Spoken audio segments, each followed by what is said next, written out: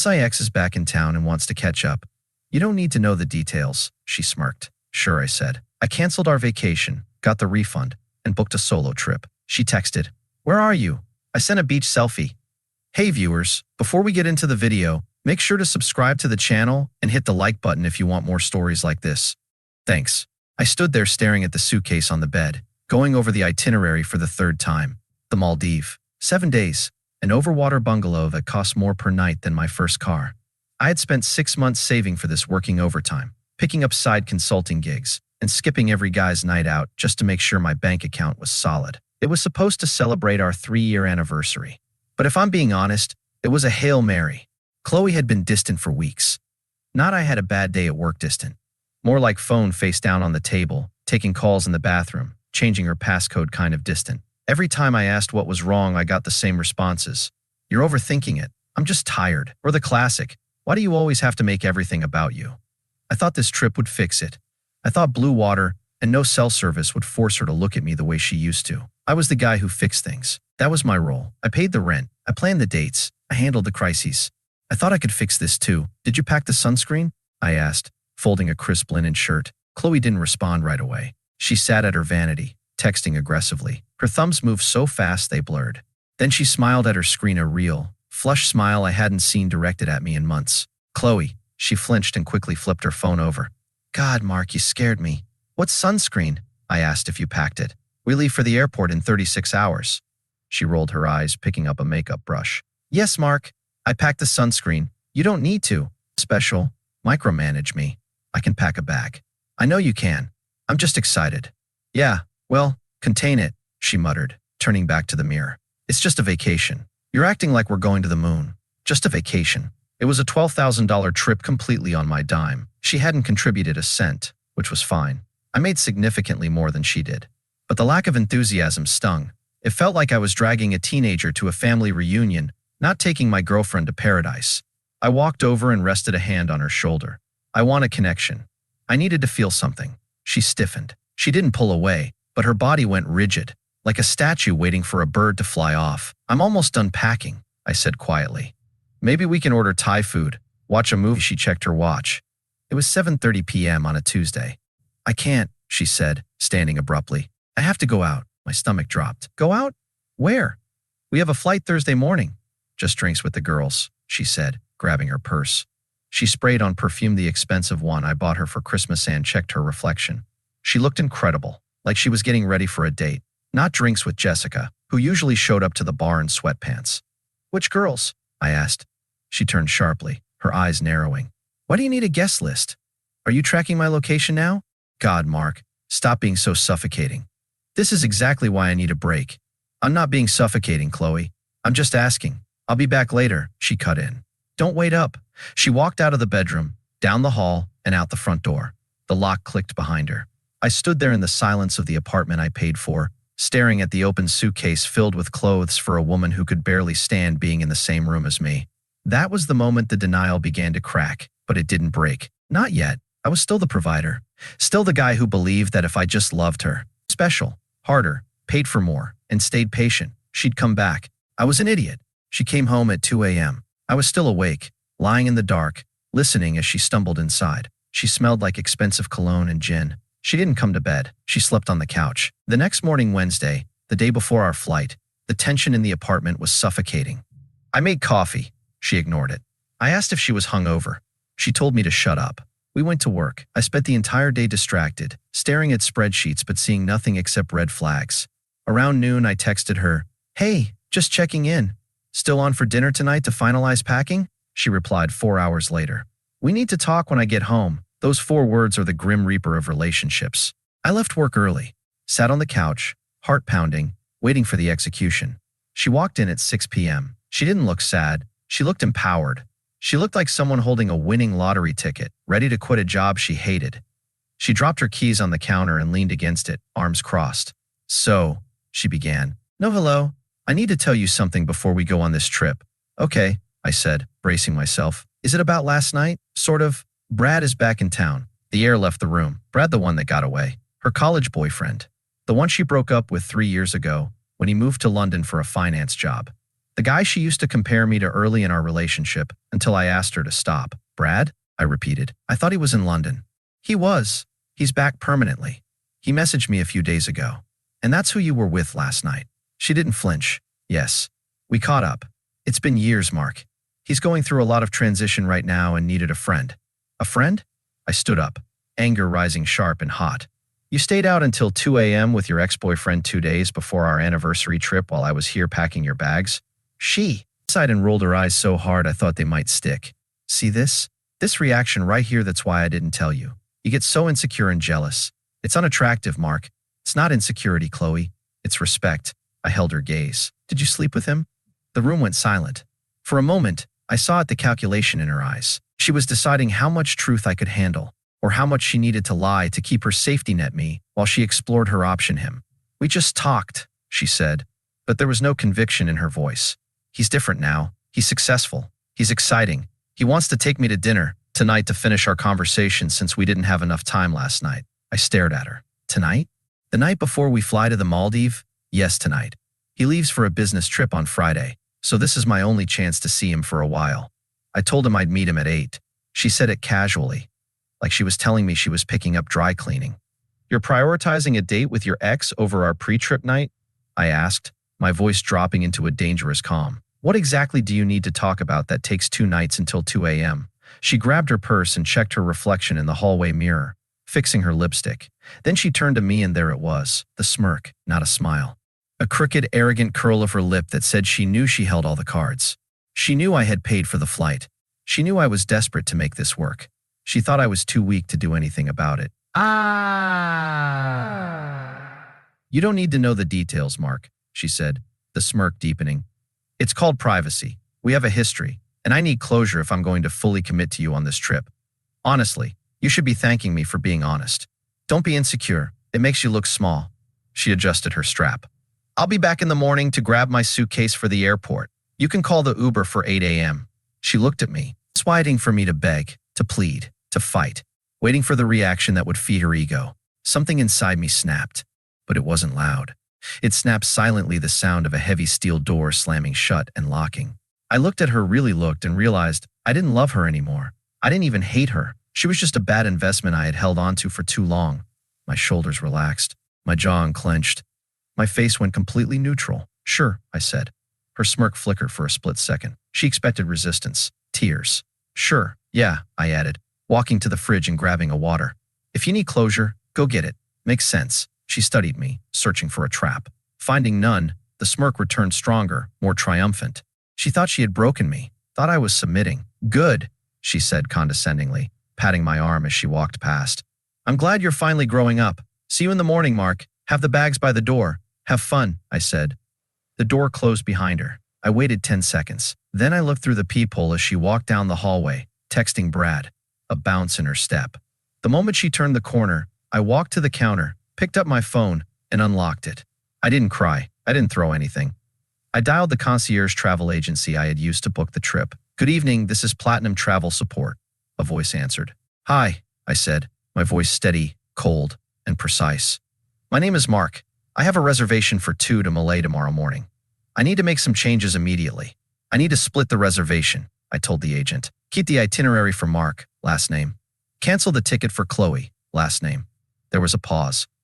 Sir, this is a non-refundable booking. If you cancel her portion less than 24 hours before departure, you won't receive a credit. I understand, I said. I don't want a credit. I just want her name off the manifest. And I want to use the remaining seat availability to special, upgrade my ticket to first class. That will be a significant upcharge, sir. Do it. Card is on file. It took 10 minutes. In 10 minutes, I undid 3 years of planning. When the confirmation email came through, a strange feeling washed over me. I expected grief. Instead, I felt lighter, like dropping a heavy rucksack after a 20-mile hike. I didn't stop there. I walked into the bedroom. The suitcase, the one she mocked me for packing, was still open on the bed. I removed everything that could be considered shared. Extra chargers, the fancy camera she used for Instagram, the first aid kit. I repacked only my essentials. Then I went to the closet and grabbed my duffel bag. I packed my laptop, my passport, my birth certificate, my watches, and the cash stash from the sock drawer. I wasn't just leaving for a vacation. I was evacuating. I looked around the apartment. It was filled with things I had bought: the 65-inch OLED Viv, the leather sectional, the Dyson vacuum she insisted we needed. I couldn't take it all, not tonight, but I could make sure she didn't get comfortable. I logged into the landlord's portal on my phone and submitted a notice of intent to vacate, effective immediately, agreeing to pay the lease break fee. Then I called the power company and the internet provider. I scheduled disconnection for the day I returned from the Maldives. She would have 7 days of lights and Wi-Fi to figure out her life. After that, she'd be in the dark. I checked the time, 9:15 p.m. She was probably on her second martini with Brad, laughing about how safe and predictable I was. She was right. I was predictable, predictably efficient. I took one last look at the apartment. I didn't leave a note. No cash on the counter. No rose. I took her house key, the spare she always left in the bowl because she hated carrying it, and dropped it into the garbage disposal. I didn't turn it on. I just let it sit there, metal hidden in the dark. I wheeled my suitcase to the door, stepped, out, and locked the deadbolt. I called an Uber Black. Destination: the airport hotel. I wasn't waiting for morning. I wasn't risking a confrontation when she stumbled in drunk at 3 a.m. I was going to sleep in a soundproof king-sized room, wake up early, and start my vacation without the baggage. As the Uber pulled away, my phone buzzed. A text from Chloe. Having such a deep talk with Brad. Time is flying. Don't wait up. I might be late. Make sure my carry-on is by the door. Love you. Love you. The words look like spam code, a meaningless characters used to hack a system. I deleted the thread. The next morning, I was sitting in the first-class lounge at 7:30 a.m. It was quiet. In front of me was a plate of eggs Benedict and a mimosa. The anxiety was gone, replaced by a cold, focused calm. Through the floor-to-ceiling glass, I watched planes taxi across the tarmac. My phone lay face up on the table. I had it on Do Not Disturb, but allowed Chloe's notifications to come through silently. I wanted to watch the timeline of the crash. 7:45 a.m. Chloe. Heading back now. My head hurts. Ugh. Did you call the Uber? I took a sip of my mimosa. I pictured her in the Uber. I never called hungover. Smelling like stale smoke and regret. Rushing back to the apartment. 8:10 a.m. Chloe, Mark. I'm at the apartment. Why is the door locked? I left my key inside. She didn't have a key. I had the only working one, sitting in my pocket, thousands of miles away from being useful to her. 8:12 a.m. Chloe, pick up the phone. I'm banging on the door. Are you in the shower? We're going to be late. 8:15 a.m. Missed call. Missed call. Chloe, Mark, the neighbor just let me into the building, but you're not answering. I'm freaking out. I buttered a piece of toast. 8:20 a.m. Chloe, I got the super to open the door. Where are you? Where's your suitcase? Why is the closet open? She had stepped into the blast zone. She saw the empty drawers, the missing laptop, the absence of me. But her narcissism wouldn't let her understand it yet. She probably thought I had gone to the airport ahead of her in a fit of pique. 8:22 a.m. Chloe, you petty, you went to the airport without me because of last night? Seriously? 8:25 a.m. Chloe, fine. I'm calling an Uber. You better be at the check-in desk with my ticket. This is so immature. I checked the boarding time. 8:45 a.m. She was 30 minutes from the airport in morning traffic. It was going to be close. I finished my breakfast and gathered my things. As I walked toward the gate, my phone vibrated in my pocket. She was calling again. I let it ring. I boarded the plane. Welcome aboard, Mr. Last Name, the flight attendant said, taking my jacket. Would you like a pre-flight beverage? Champagne, I said, and keep 'em coming. I settled into the pod. It was massive, private, quiet. 9:10 a.m. The plane doors closed. We began pushing back. My phone lit up. She had made it to the airport. This was the moment. Chloe, I'm at the counter. Where are you? I don't see you. Chloe, Mark, stop playing games. The lady is asking for my passport. Come here. I could picture it perfectly, her frantic, sweating, hair slightly disheveled, slamming her passport on the counter, demanding the ticket that no longer existed. The agent typing, frowning, typing again. 9:15 a.m. Chloe, what did you do? Chloe, she says my ticket is invalid. She says it was canceled. Chloe, Mark, pick up the phone right now. She says you're on the plane. Chloe. Voice message, 014. I put in my AirPods and pressed play. It was chaos. Airport announcements in the background. Her voice high-pitched, breaking. Mark, this isn't funny. She says you're in 1A. Get off the plane. You can't just leave me here. I don't have any money on me. Brad didn't. I just need you to fix this. How could you cancel my ticket? I'm your girlfriend. Brad didn't what? It didn't matter. We were taxiing now. The engines roared to life, a deep vibration running. Special. Through the seat. 9:18 a.m. Chloe, Mark, please. Everyone is staring at me. I'm crying. Please tell them it's a mistake. Please. Chloe, you can't leave me. We have a life. I love you. Chloe, I'm sorry about the smirk, okay? I was just tired. I didn't mean it. Come back. The plane accelerated. The heifers pressed me into the leather seat. We lifted off. The ground fell away. Cars became toys.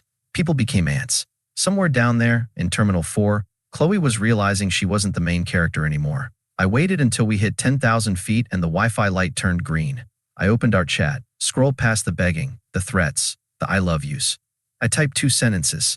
Me, you wanted privacy with him. I'm giving you all the privacy in the world. M is here. Then I blocked her number. I reclined the seat fully flat, put on my noise-canceling headphones, and picked a movie. I had 14 hours ahead of me, and for the first time in 3 years, I wasn't worried about a single thing. The Maldives looked exactly like the screensavers. I arrived at the resort by private seaplane. The water was an unreal shade of turquoise. The staff greeted me by name, handing me a cold towel scented with lemongrass. They asked where Missy's last name was. Plans changed, I told the host, smiling. It's a solo retreat now. It didn't miss a beat. Understood, sir. We'll remove the second setting from your private dinner tonight. Walking into the overwater bungalow felt surreal. Glass floors revealing the reef below, a private infinity pool blending into the ocean, a bottle of Dom Perignon on ice. For the first 2 days, I didn't turn on cellular data. I used Wi-Fi only for Spotify and the news. I swam with sharks, ate fresh lobster, slept 12 hours straight. I realized the knot in my chest, the one I thought was work stress, was actually Chloe. And it was gone. On the 3rd day, I lay stretched across a catamaran net above the water, a book in one hand and a coconut in. Special. The other. My phone buzzed. Not a blocked number, a new one. Unknown number. Mark, it's Chloe. I'm using Jessica's phone because you blocked me. You need to stop this. I'm scared. The landlord just emailed saying we're being evicted, and the power company sent a final notice. Unknown number. Where are you? Are you seriously in the Maldives without me? I looked at the message, then at the ocean. She was still in chaos, dealing with the reality of a life she'd been cut out of. She wanted to pull me back into it, to make me explain, argue, care. I didn't reply. Words were too cheap for this moment. I opened the camera app and framed the shot perfectly. My feet, tanned, resting on the edge of the net. A sweating bottle of champagne beside me. The endless, blindingly blue Indian Ocean stretching into the background. I sent the photo. Then I typed one word. Me. Details. I watched the read receipt appear instantly. Then came the typing bubbles, frantic, erratic dots from someone unraveling. Unknown number. You arrogant. Unknown number. I hate you. Unknown number. Brad was right, Ab. I didn't finish reading. I blocked Jessica's number too. Then I powered my phone off completely and locked it in the safe. I spent the rest of the week learning how to scuba dive. I returned to the city 10 days later with a tan and a new lease on life. Literally. I had signed a rental agreement for a downtown loft, closer to my office, far from our old neighborhood. The fallout, pieced together through mutual friends who still spoke to me, was catastrophic. Brad wasn't the savior Chloe thought he was. He was a crypto consultant living in an Airbnb. When Chloe showed up at his place crying, luggage in hand, explaining that her boring boyfriend had canceled her ticket and cut off the utilities, Brad didn't offer her a key. He offered her a ride to her parents' house. He wanted a fun fling with a taken woman, not a homeless girlfriend with baggage. He ghosted her 2 days later. As for Spurk, it was gone for good. About a month after I got back, I ran into Jessica, the friend whose phone Chloe used to text me. I was at a coffee shop in a suit, heading to a meeting. Jessica looked uncomfortable. She tried to slip out, but I caught her eye. Hey, Jessica, I said casually. Mark? She replied, shifting her weight. You look good. I feel good. How's Chloe? Jessica sighed. And the dam broke. Honestly, it's a mess. She's staying on my couch. She had to sell her designer bags to pay off her credit card debt. She keeps saying you ruined her. But honestly, Mark, even the girls are tired of hearing it. She bragged about meeting Brad. We all told her she was being an idiot. She made a choice, I said, checking my watch. She misses you, you know, Jessica added quietly. She knows she messed up. She said if you just talked to her. Maybe I raised a hand. Jessica, stop. She just wants closure. She got closure, I said. It was in the cancellation email. I walked out of the coffee shop and didn't look back. 6 months later, I was promoted to partner at my firm. I started dating Alea, a woman who packs her own bags, pays her own bills, and doesn't have catch-up dinners with ex-boyfriends. We were planning a trip to Tokyo. Are you sure you want to go? Alea asked one night as we booked flights. I know you just did a big trip not long ago. I smiled. I thought about the Maldives. The silence of the bungalow. The message that ended a 3-year mistake. I'm sure, I said. This time, I'm bringing someone who actually wants to be there. Chloe still tries to view my LinkedIn profile from a private browser every few weeks. I see the notifications. I don't block them. I like letting her see the details. The lesson: when someone shows you who they are with a smirk, believe them. And when they ask for privacy, give them the kind that lasts forever. Thanks for watching. Make sure to subscribe to the channel and hit the like button. What do you think now about this story? Share it in the comments.